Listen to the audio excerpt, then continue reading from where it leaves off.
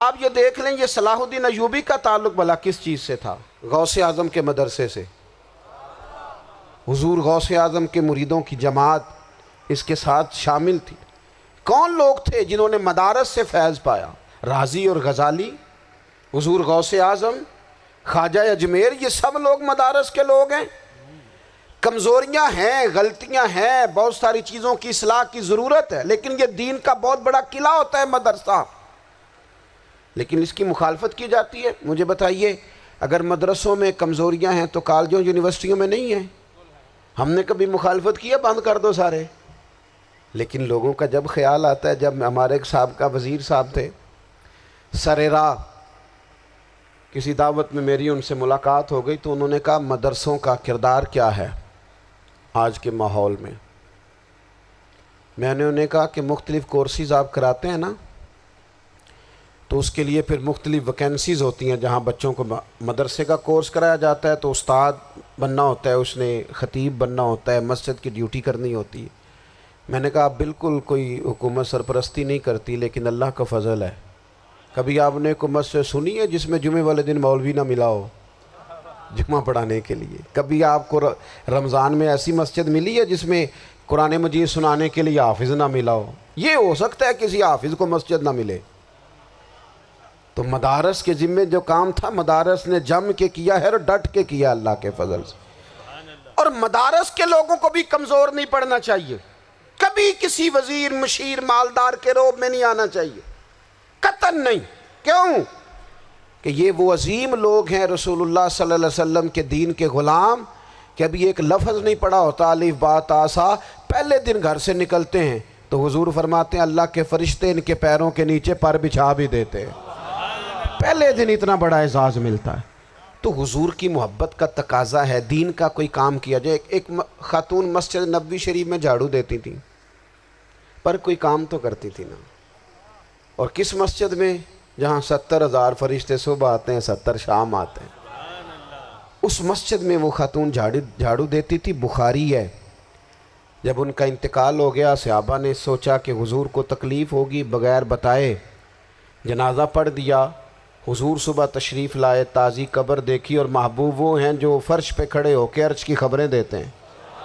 نبی پاک علیہ الصلوۃ والسلام نے فرمایا کہ مجھے اطلاع کیوں نہیں دی اس کے انتقال کی؟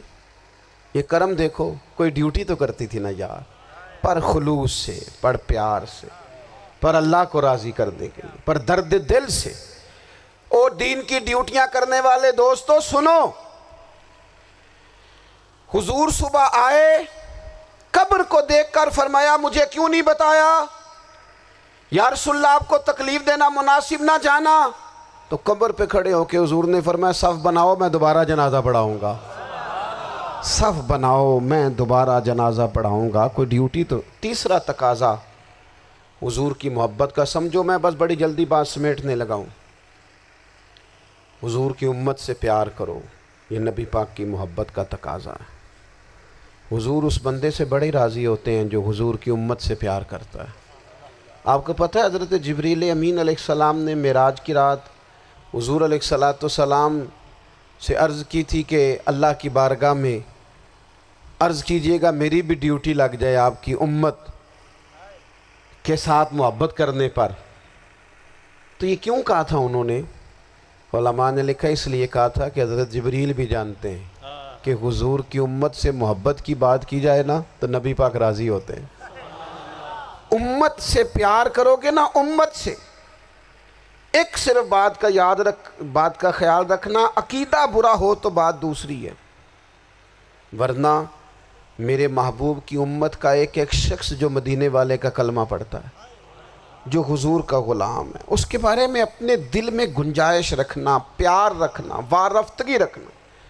اور دوستو یہاں لوگ کس کس طرح گروہوں کو، جماعتوں کو سپورٹ کرتے ہیں۔ نبی پاک نے اس امت کی کثرت پر فخر بیان کیا، اور حضور فرمانے لگے 120 صفیں جنتیوں کی ہوں گی، قیامت میں 80 صفیں صرف میری امت کی ہوں گی۔ میں کثرت امت پر فخر کروں گا۔ ان لوگوں سے پیار کرنا ہے، ان کے دکھ درد کو سمجھنا ہے۔ پتہ ہے آج کیا ہوتا ہے؟ آج ہمیں نا مختلف چھوٹے چھوٹے ملکوں میں بانٹ دیا گیا، تو ہم کسی دوسرے مسلمان بھائی کا درد نہیں محسوس کرتے، ہم گھروں میں نہیں محسوس کرتے۔ پڑوسی پر ظلم ہو رہا ہو تو ہم کہنے پتر ساڈا نہیں مسئلہ، یہ دا مسئلہ ہے، تینوں کی لگے۔ حالانکہ پڑوسی کی آگ اس لیے بھی کسی وقت بجھا دینی چاہیے کہ پڑوسی کی نہ بجھائی جائے تو اپنا گھر بھی زاد میں آ جاتا۔ آج امت مسلمہ سے ہمیں بس لگا دیا گیا اپنے حصے کی روٹی کماؤ، اپنے حصے کی کوٹھی بناؤ، اپنے حصے کی گاڑی خریدو، اپنے حصے کا کام کرو۔ امت کا درد، امت کی بات، وحدت امت کا تصور، امت کا دوبارہ سے وہ شان، ارسل رسولہ بالہدی ودین الحق لیظہرہ علی الدین کلہ، وہ تصور کب ہوگا؟ اس وقت ہوگا جب ہم بات امت کی کریں گے۔ نبی پاک علیہ السلام نے فرمایا مسلمان کی مثال ایک جسم کی طرح ہے، جسم کے ایک حصے کو تکلیف ہو تو سارا آزمائش میں آ جاتا ہے۔ مجھے بتاؤ یہ انگلی درد کرتی ہو، یہ انگلی جسم کا حصہ ہے نا، تو میرا خیال ہے دماغ یہ کہہ دے گا کہ انگلی کی درد ہے نا منو کی لگے، دل کہہ دے گا کوئی نہیں ٹینشن لینے، انگلی کا مسئلہ ہے نا۔ ایسا نہیں ہوتا، بلکہ جب انگلی میں درد ہوتی ہے تو دماغ منصوبہ بندی کرتا ہے کہ اس کا علاج کیسے ہو سکتا ہے، دل پریشان ہوتا ہے، پیر چل کے جاتے، ہاتھ وہ دوائی وصول کرتے، دانت اسے چبا کر، حلق اسے نگل کر، معدہ اسے ذخیرہ کر کے جسم میں پھیلاتا ہے، پھر جا کے انگلی شفا پذیر ہوتی ہے۔ ایک حصے کو درد ہو تو سارا حصہ کام پہ لگ جاتا ہے۔ اسرائیل اگر تکلیف دے رہا ہے فلسطینیوں کو تو ہونا چاہیے تھا نا بعض مسلمان حکمرانوں کو نیند نہ آتی، وہ درد دل محسوس کرتے۔ ہونا چاہیے تھا نا کہ بعض لوگ یہاں ہم کیا کرتے ہیں بھلا بیٹھ کے، اب تو مجھے بعض چیزوں سے کوفت بھی ہونے لگا، ہم دیتے ہیں بیان، مذمت۔ آپ کے بیان دینے سے کیا ہوگا؟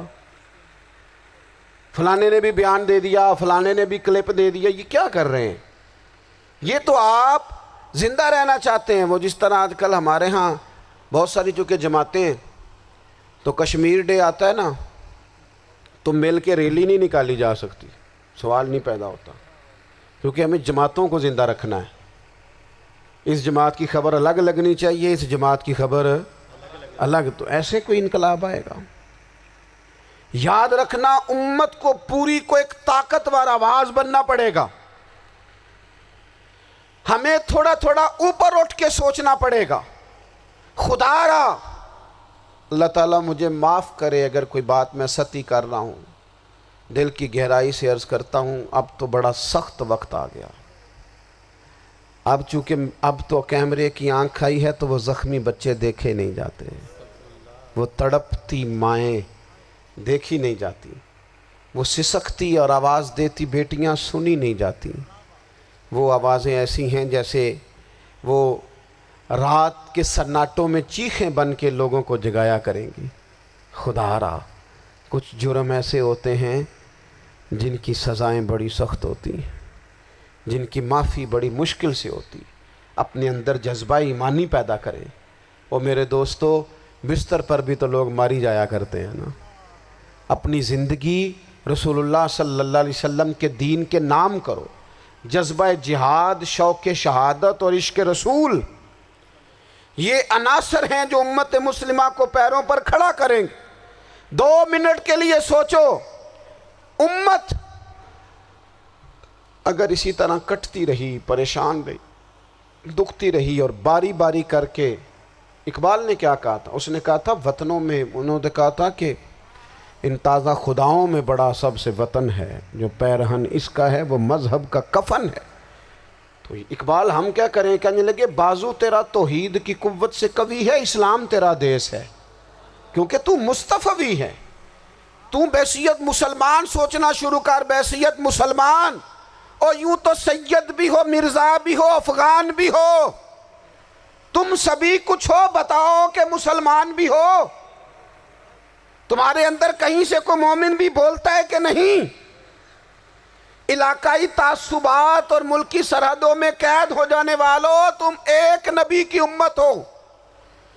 کیوں نہیں سمجھتے جب کشمیر کی بیٹی روتی ہے تو مدینے والے محبوب پاک علیہ السلام کی امت کی بیٹی روتی ہے، جب فلسطین کی بیٹی روتی ہے تو امت کی بیٹیاں روتی ہیں۔ خدا را کچھ درد دل اپنی طبیعت میں پیدا کریں۔ میں حکمرانوں کی بات نہیں کرتا، میں تو عام لوگوں سے ایسے تبصرے سنتا ہوں جو نہیں کرنے چاہیے۔